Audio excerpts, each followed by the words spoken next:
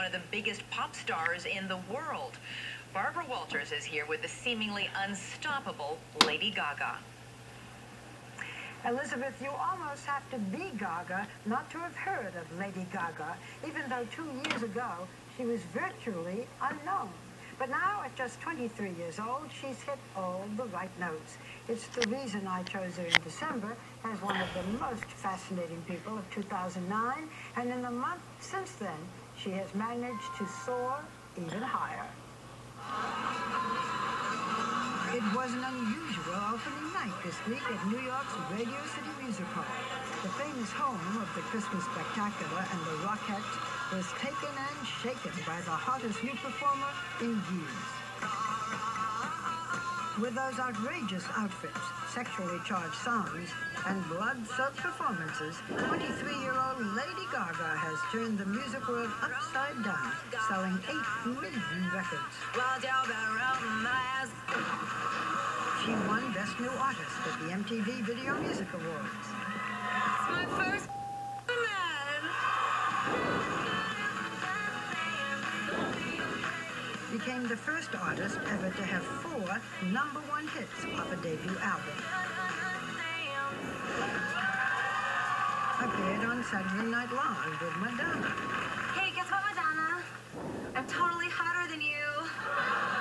This past December in England, she wore an Elizabethan-style red gown when she met Queen Elizabeth. And on New Year's Eve, she had the hottest ticket in America, selling out the Fontainebleau Hotel in Miami with tables costing as much as $25,000 each.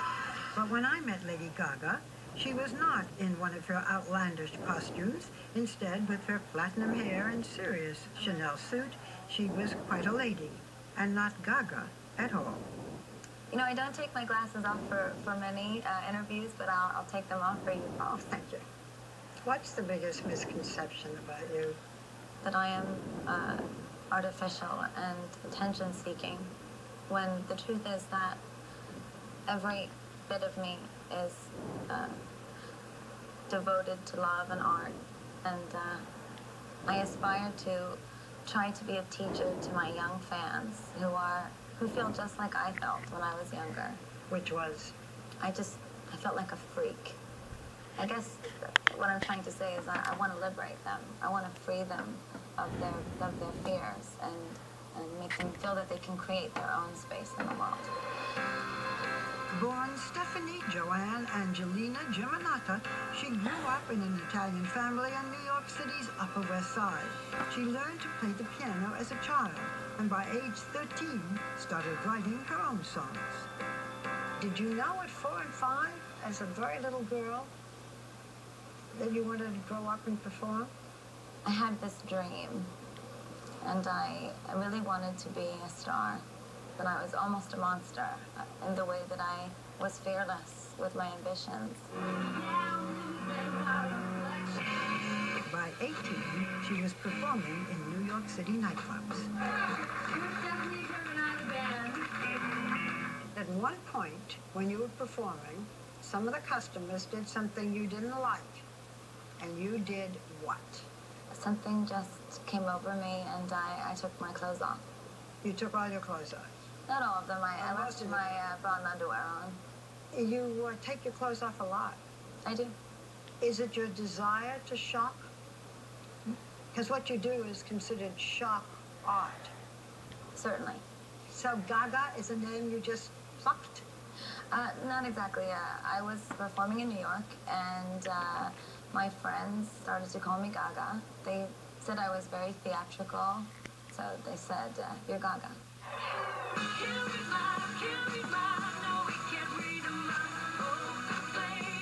Then she landed a record deal, not only singing, but writing most of her songs as well. Big success with Poker Face.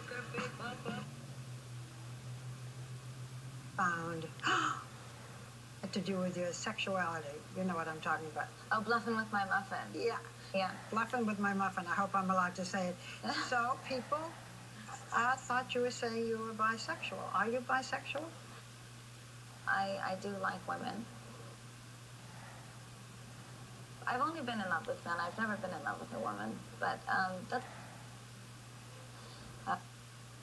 my boyfriend was I fantasizing about women. Have you had sex with women? Well, my goodness. You don't have to answer me. That's okay. We can leave it as a big unknown if you want. I've certainly had sexual relationships with women, yes. You know, there also is this strange rumor that you're part man, part woman. You've heard that rumor. Yeah. True? No. Do you mind the rumor? No, not really. At first it was very strange, and everyone sort of said, that's really quite a story. But in a sense, I portray myself in a very androgynous way, and I love androgyny. So blur that line. I like pushing boundaries.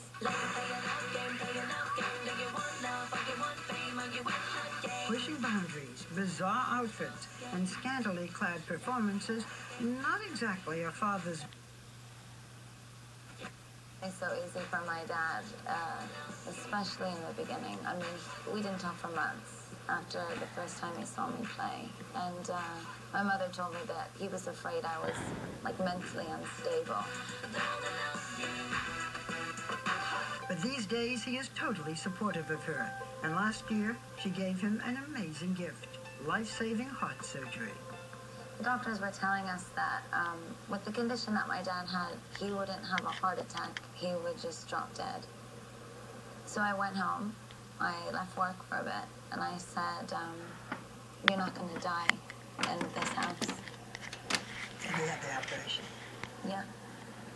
I guess you could say I devoted myself so strongly to my music that for a while I forgot about my family. But I only get one set of parents. And I think I forgot about that for a little while. But now I get to keep my father and have music. Her family and career are now firmly in place, and it looks as if the sky is the limit for Lady Gaga. You know, I perhaps shouldn't be so surprised, but I didn't expect to find a serious, articulate young woman. I think I've grown up a lot. You're not at all what I expected. You're much more. Thank you, Lady Gaga. Thank you. A week from Sunday, Lady Gaga will be performing at the Grammy Awards, where she's received 5 nominations, including Record, Album, and Song of the Year. All eyes will be on her, and you can see why. When 2020 returns, dentists accuse